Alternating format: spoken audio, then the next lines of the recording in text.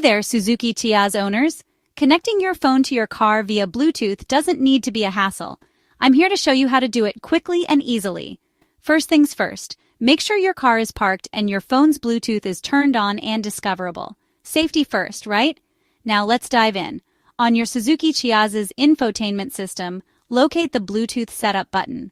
This might be a dedicated button or an option in the main menu. Once you find it, give it a press. Next, use the Tune folder. Push sound knob or a similar control to scroll through the menu. Select pairing and press the knob to confirm. Your car's system will now search for nearby Bluetooth devices. On your phone, look for Car Audio or a similar name like Suzuki Ciaz or Suzuki Display Audio in the Bluetooth device list. Tap on it to start the connection. You'll see a passkey on both your phone and the car's screen. Just confirm that they match and accept the pairing prompts on both devices. Easy, right? You might get a prompt asking if you want to transfer your contacts to the car. This is optional, so choose what works best for you. Once paired, you should see a Bluetooth icon on your Ciaz's infotainment screen. Your phone will also confirm the connection.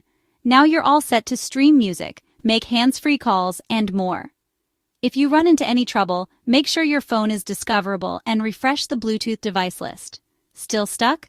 Try deleting previous pairings and restarting both your phone and the car's system.